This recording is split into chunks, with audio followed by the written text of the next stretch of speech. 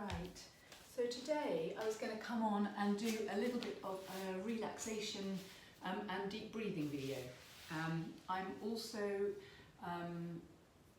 just going to talk you through the breath pattern, but we'll do it once we're down on the floor. So I want people to, you can lie on a mat on the floor, because of the firmness of the floor, it can give you quite a lot of feedback through your body. But it's also something you can do lying in bed at night before you go to sleep if you're struggling with a bit of anxiety or struggling switching your brain off when you go to sleep, or if you wake up in the middle of the night, you can do it then.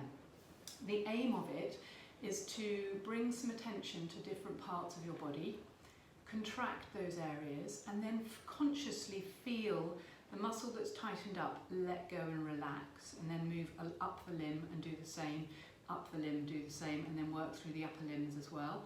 And then relax around the head, neck and face, and then finally focus on the breath. Two things to think about with the breath. Because it's slow, relaxed breathing, you want to breathe in and out through your nose.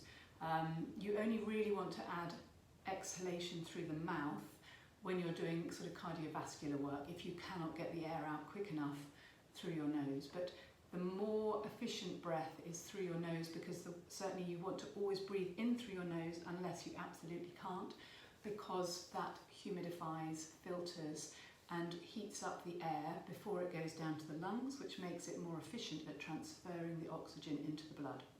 And there's now proper evidence on that.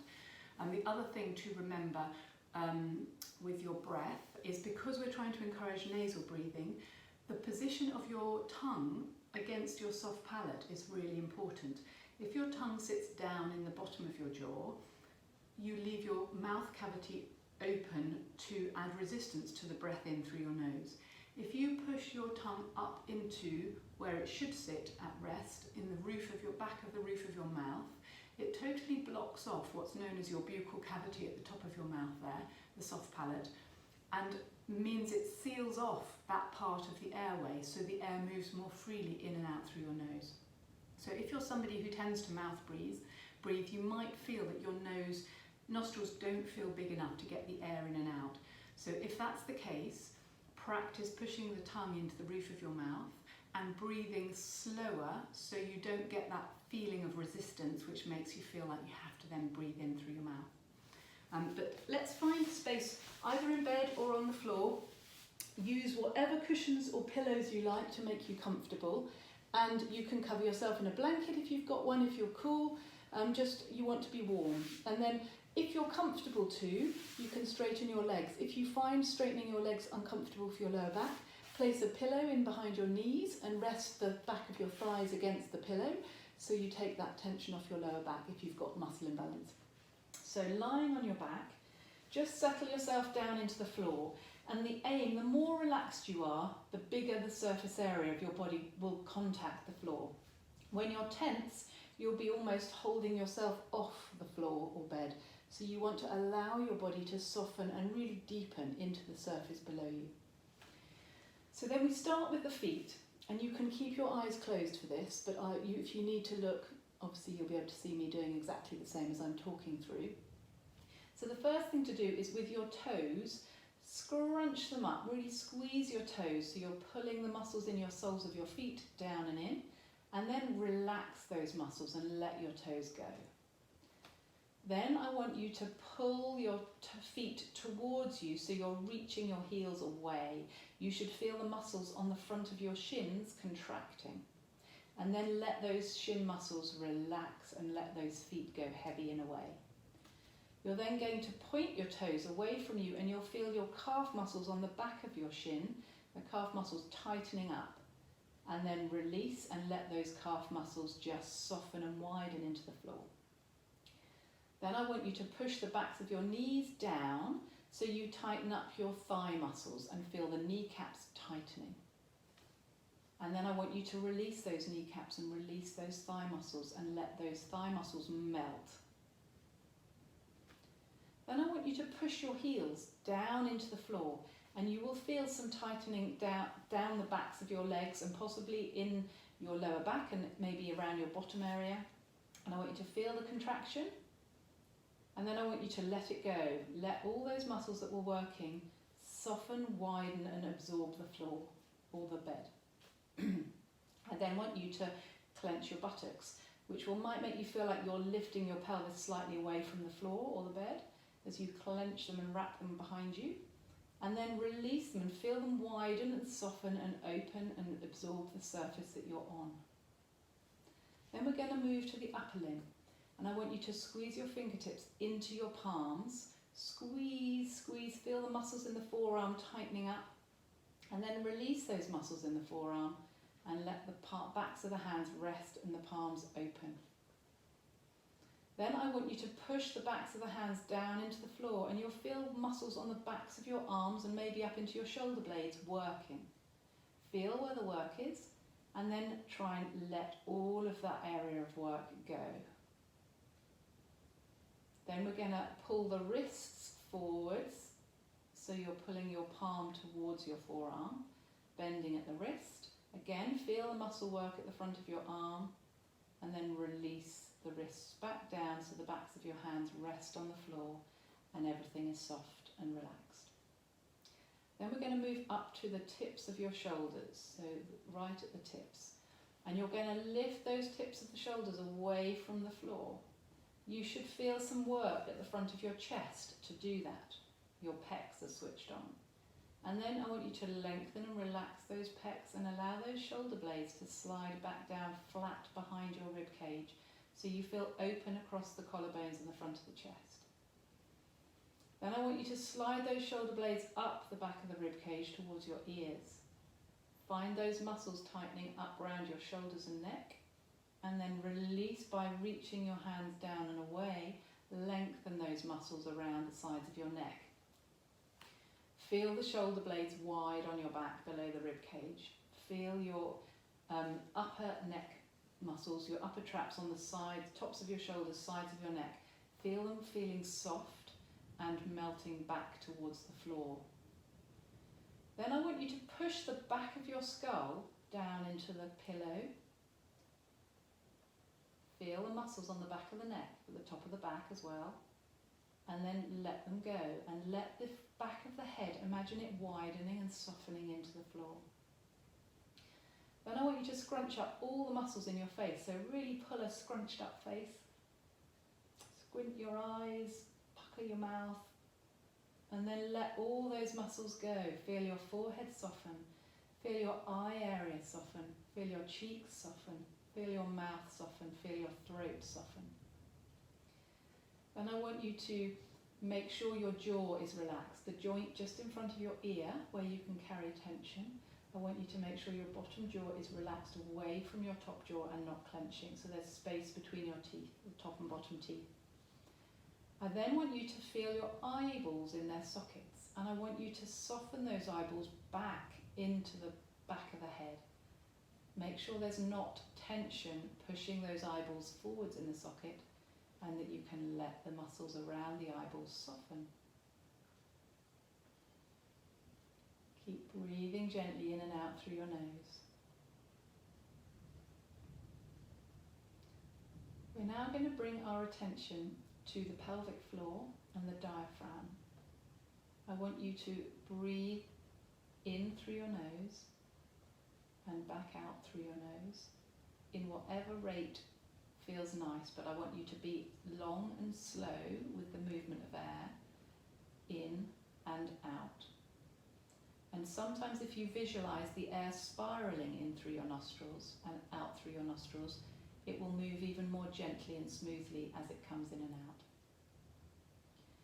And then as you breathe in, I want you to visualize the diaphragm in the base of the rib cage flattening from its nice domed position, flattening and tightening so it gently pushes down into your belly area. And then as you breathe out, it domes back up, helping push the air back out of your lungs. So as you breathe in, that diaphragm contracts and flattens, drawing air down into the lungs. And as you breathe out, it relaxes and domes up into the bottom of the rib cage, pushing the air back out. At the same time as that, the pelvic floor is moving in synchronization with your diaphragm. So as you breathe in and the diaphragm flattens down, pushing your abdominal contents down, your diaphragm, your pelvic floor, that gently lengthens and drops slightly in your pelvis.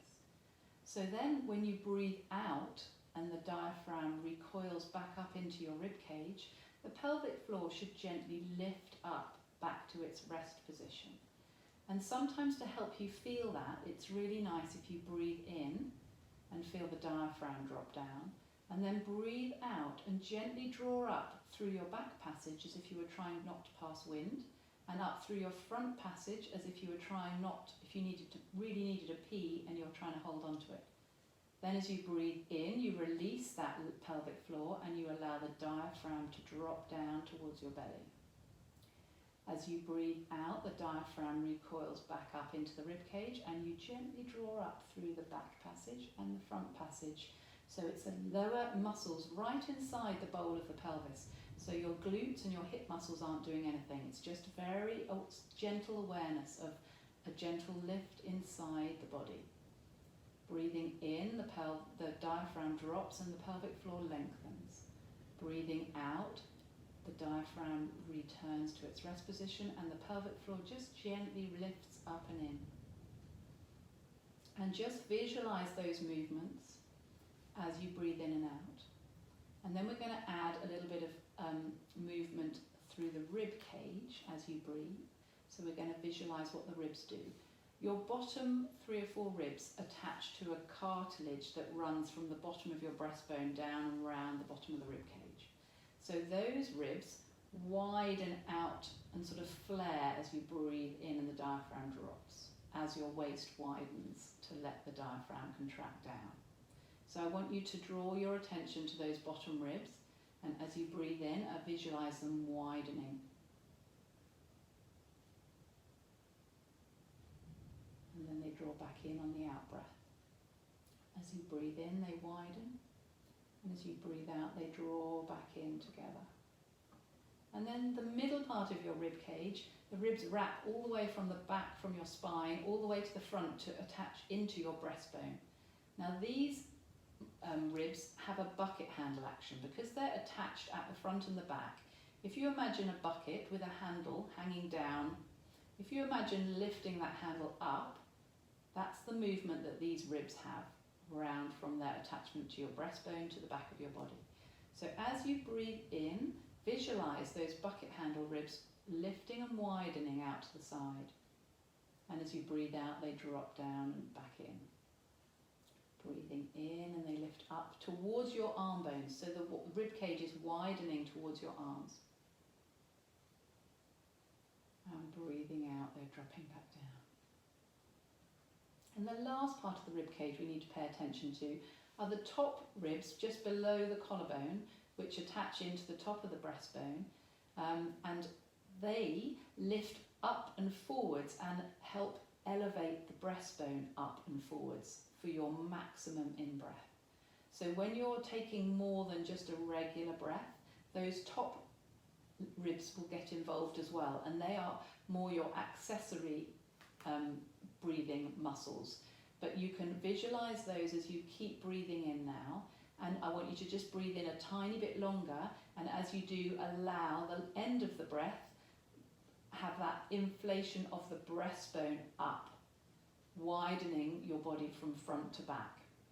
And then as you breathe out, the breastbone drops first, then the bucket handle ribs come in and the lower ribs come in, and the diaphragm is recoiling up, and then the pelvic floor is drawing up. As you breathe in, first of all, the diaphragm drops down and the pelvic floor lengthens. Then the ribs, the waist widens, the bottom ribs widen, the middle ribs bucket handle, and finally the breastbone lifts, giving you space between the front and back of your body. As you breathe out, that breastbone drops down as the bottom ribs, the top ribs drop. The middle ribs swing back down, the bottom ribs pull back down, the diaphragm has recoiled back up inside, and the pelvic floor is just gently lifting.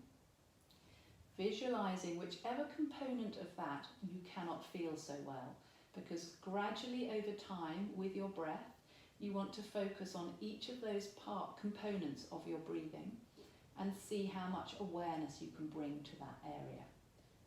And that deepens you down into the floor. So you should feel your body is taking up more surface area than when you started. You should feel softer and heavier into the floor behind you. And at this point, you can just stay here, and if you're going to bed, you can now just drift off to sleep.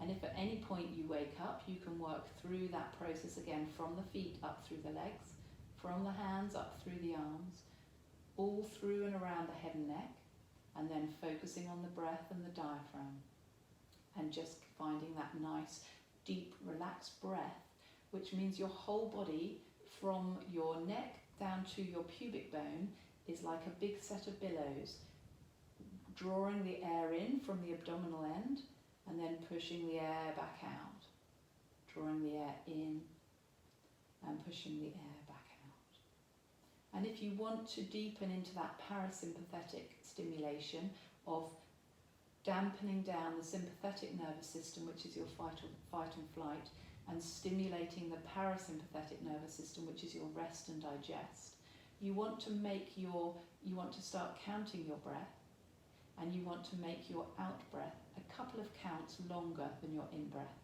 So if you're counting in for 4 or 5, you want to count out for 6 or 7, and you want to build that up. And eventually, when you get really good at it and really slow your breath down, you should be breathing in for about a 7 and breathing out for a 10 or 12. And that's a really good breath speed to dampen your sympathetic nervous system, calm down the cortisols and adrenalines in your body, and increase the rest and digest hormones that help you sleep. So have a go at those things, and I'm just going to switch off the video now, and you can carry on with what you're doing, or you can slowly get your body woken back up again and start moving around. Anyway, I hope you found that useful. Cheerio.